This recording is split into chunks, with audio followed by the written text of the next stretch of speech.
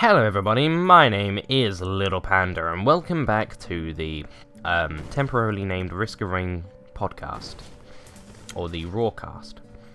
Now, we had zero feedback on the last one, so unfortunately I can't answer any questions because there weren't any, but so we also don't have a name yet either, which is why I'm temporarily calling this the RoRCast, because Raw is for Risk of Rain. So, before we get into the topic that I want to talk about today, I want to quickly finish up some stuff about Fallout 76. So, I now have Fallout 76. I've now pre-ordered it. It's officially on my PlayStation library. I would love to have it on PC, but unfortunately my PC just cannot handle it. So, besides, I know more people on PlayStation, and it's an online game, so... first of all, now, I don't know if this is confirmed or not, but in one of the Vault-Tec trailers, we saw that one of the characters had a robot companion. Now, they said that they wouldn't have companions in the typical sense, but I'm wondering if they're going to go the automatron route and let you make robot companions. For a game that is a lot more focused about crafting, etc., it would be quite logical to be able to craft your own companions. Not to mention that robot companions would allow you to have more variety amongst companions, and would remove the possibility of two people coming across each other with the same companion. So that would be quite a good way of giving companions without them repeating, etc. And if they did repeat, it's just you've both built the same robot. I mean, the chances of that are pretty low, but still. Another thing that's interesting is people were a little bit worried about stepping out the vault and immediately being murdered. Which is a very real worry, it's a very logical thing. They were worried that they'd step out and just get slaughtered by just loads of jerk players who want to attack the level 1s. Now, that pretty much cannot happen, to my knowledge, because PvP enables at, I think it's level 2. So, in theory, you'll get out the vault. There might be people there, I don't know if people just don't show up until you're level 2 or something, I don't know. But you'll get out, there may or may not be people there, and then you'll eventually reach level 2, and then people can attack you. But up until that point, you shouldn't be able to be attacked. And for the final thing, modding. People were talking about modding, they were wondering how that was going to work. And modding has been confirmed. It will happen. Obviously not like instantly, it's going to take a while. And apparently it will be on private servers. So there'll be private modded servers. And that sounds awesome. I'm assuming that you'll have like a different character per server. Otherwise you could install a mod that just lets you cheat and then give yourself everything and then go into a normal lobby and start killing people. So I'm assuming for these private servers you'll have private characters. And then you'll have public characters for public servers. Yeah, so they said that will come a lot later. That won't be out immediately, that'll be like a few months later. But it'll be really interesting to see these like mod showcases, etc. that now have multiple people. So that'll be cool. I'll be really interested to see that. I'll be interested to see like MXR playing. He'll probably have to like play with his girlfriend to show off the mods. That'd be interesting. And it'll be cool to see what the modders do with the idea of multiplayer. So anyway, on to the main topic of the day. I wanted to talk about Red Dead Redemption 2. Now, oh my god, I'm excited for this game, because like, I adored Grand Theft Auto 5, I really loved Grand Theft Auto 4 as well. San Andreas was great. I haven't played 3, 2 or 1, but from what I've heard they were really good. And the first Red Dead Redemption was awesome. And Rockstar in general, basically just a great company, you know, Bully and all that were great. And yeah, GTA 5 has been one of my favorite games for a while now. It's really great. And I'm interested to see with Red Dead Redemption because I'm really hoping that they will do it logically. I'm really hoping that it will be like a fresh start. We're not going to have flying bikes and explosive rockets. And I'm not one of those people that's just getting salty because I get killed by them. I'm one of the people that owns those. I have the Oppressor Mark II, the DeLorean, the APC, the Hydra, all of those. And I would rather they did like I've got the Akula and all that as well. Yacht, office garage, the Maze Bank Tower, blah de blah. So you can tell I'm not just like being salty about how I get killed by weaponized vehicles all the time, because that actually very rarely happens. But it is still kind of annoying that such a really nice kind of game has these ridiculously powerful vehicles that will just kill you if you're just trying to drive around. So hopefully with Red Dead Redemption 2, from what I've read, they are, you know, just making a really good game that isn't going to have kind of this, like, bordering on pay to win kind of thing. You just buy a shark card and then you buy a Hydra and then immediately you're the most powerful out of your friends. Like, it would never be like that in a public lobby. Unless a DLC has just come out that has a ridiculously powerful thing in. Because in a public lobby, there's almost always going to be someone more powerful than you.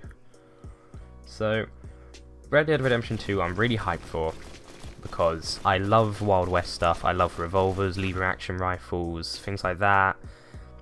Like riding around on horses and all that, and the long coats, etc. I love it. It's great. So I've got some information on it, and I would like to say massive shout out to u/PvtFreaky, spelled capital PVT, capital FREAKY, on Reddit. He's compiled this list, and it's really good.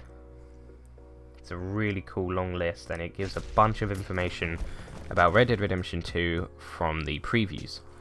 Now, I'm not going to be saying the story stuff because I don't want people to have spoilers, but I am going to be talking about the gameplay and the camp and certain things about, like, Arthur, etc. They aren't spoilers per se, but they are. It is information, you know. So if you were like, oh, I didn't want to know that there was a camp, then there's not much I can really do about that. But I'm not going to be talking about the story bit. So, speaking of camp/gang, the tents in the camp are upgradable. So I'm assuming that this means, you know, you can pay or you can build better camps, better tents, and they'll be bigger, more spacious, more luxurious. And it gives an example. It says it unlocks new features, and it says example, Dutch's tent unlocks a fast travel map. So fast travel's confirmed. That's interesting. I don't know how camps are going to work in online. I don't know if there'll even be a camp. But if there is, I have a feeling they won't be able to use fast travel, because people would. Although actually, that being said, if it's in your camp, fast travel might work, because you wouldn't be able to abuse it if you have to go back to your camp every time to use it. So that'll be interesting. Yeah, you can talk to your gang members during horse rides. So you'll be riding along, you've just attacked someplace, you'll be just like, you've got your cam members beside you, and I guess you can turn to them and you just start having a conversation. It'd be kind of like The Sims, you just build up a relationship. I'm looking forward to that. I really like the immersion of just talking to people. You know, that's something I've always wanted in video games. You can go up to someone. In so many video games, you just go up to someone and there's nothing you can do. There's just nothing you can do with them, other than kill them, maybe. Even then, some video games don't let you. But being able to actually just talk to random civilians and just kind of hang out with them and stuff, that's really cool. And apparently you can do that with everyone, apparently. Gang members loot bodies after a fight. So, you've had a fight, you don't have to go around and loot everybody. they'll go around and do it for you, I guess. So I guess that they'll pick up things like cleaning supplies, I guess maybe food, obviously money, they'll get money, weapons probably as well, probably have like a weapons storage or something. You have to share a portion of your loot with the camp via donations. Okay. So, I guess I don't know if that's optional. I think that's going to be optional. I doubt that they would make you give away your money in a game that's all about being an outlaw. Because that's just kind of strange. And they're called donations, right? So they are optional. It's not like rent. So I'm pretty sure it will just be that if you give money, they'll be nicer to you. If you never give money, they'll start to kind of dislike you or something like that. You can sing songs with the gang members. That's quite interesting. I guess that will build up a relation with them. You know, make them more friendly towards you. Get more casual around each other, you know. Camps are described as homely. Okay, well that's nice. Because you always want your base of operations to be homely. You don't want to have this as a, you know, some place that you just go back, do like your mission stuff, and then leave again. You want it to be a place you can hang out, you can have fun in. The camp is optional, so it isn't a big cousin that wants to go bowling. Well said. Right, cool, so it's optional. So yeah, as I said before, I'm guessing that sharing a portion of your loot is optional. So you don't technically have to do your camp, but you'll be missing out if you don't, I'm assuming.